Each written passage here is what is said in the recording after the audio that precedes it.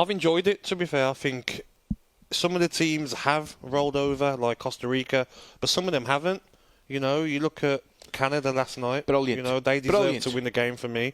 It was like they had me up front. No, they couldn't put the ball in the back of the net, Ali. But they were on it last night. And teams aren't just going to roll over. They're going to give it a go. They're going to press high. Look at Saudi Arabia against Argentina. Yeah. So I'm enjoying it. A lot of games, but it's good to watch football, isn't it? Yeah, it's been great. I think Gabby's hit it in the head, Al, I've got to say.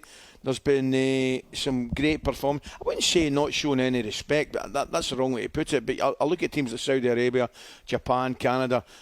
Of course they're showing the opposition respect. USA. But what they're showing more than anything is a belief in their own ability and they're playing to their own strengths. And I must admit, I was really, really disappointed last night for Canada. Yeah, I just felt like some of the chances and like the penalty, you'd expect Davis to put that away. But I totally agree with what you says. Teams are seen this as, it could be their last World Cup. Play your first game, second game, third game, as if it's your last World Cup. Yeah. You don't know when you'll qualify again. And they're putting everything into the game. And other teams, Germany for instance, I know we'll go on to them in a minute, but taking it for granted, thinking they're just going to stroll through games, and you're getting found out. Gabby, I'm not having you given De Bruyne a man of the match last night. Where were you watching Al, the game? don't get me started. Al, please don't get me started, mate, on that. I said about Gareth Bale, I said for me, he was one of the worst players on the pitch for the Wales-USA game. I feel like they're picking the man of the matches before kick-off. You know, the star player. Yeah. Okay, he's going to be man of the match no matter what he does. Yeah. De Bruyne, it's the worst I've seen him play. There's no way. Every time he got the ball, his passing was off, his through balls were off. He had the blinkers on, didn't he? Listen, the thing is, boys, right, we know as well as the next man or woman that De Bruyne is a fantastic player. Wonderful. Gareth Bale, out of this world. Where they're the best players in the pitches, those particular games, no chance. Yeah. It's like I just don't understand. It doesn't have to be the winning team that gets man of the match. Yeah. I know. Player of the match, sorry. Yeah. You know, because for me, I'll probably pick one of the Canadian players. 100%. You know, it doesn't have to be because Belgium won. Well, to be fair to De Bruyne, guys, to be fair to Kevin, he said, oh, no, I wasn't man of the match. You know, he held his hands up. You know, he's not daft. He is a wonderful football player. He just had an off night. Of course, listen, you don't...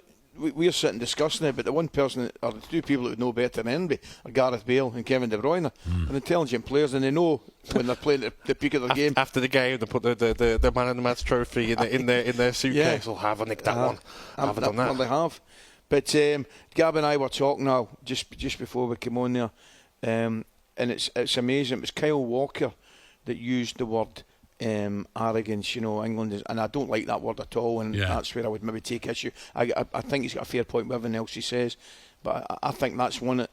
From a Scotsman speaking right now, one of the things that I'm enjoying about England, dare I say it, is the way they're playing, and there's a lack of arrogance, to tell you the truth, because I think they're showing a tremendous amount of humility, particularly the younger lads. I think they've got a good blend, but one player that did show a little bit of arrogance last night, and it did come back to absolutely bite him right where it hurts, was Rudiger. I mean, Gabby, you saw it. When I saw it, Ali, when you're quick, you know, I was a quick player, and you know you're going to outpace someone. That's what Rudiger's for. No one's quicker than me in this Japanese side. But why are you trying to mug the opposition off? Just go and get the ball first. You're quicker, clear it, give it back to your keeper, play.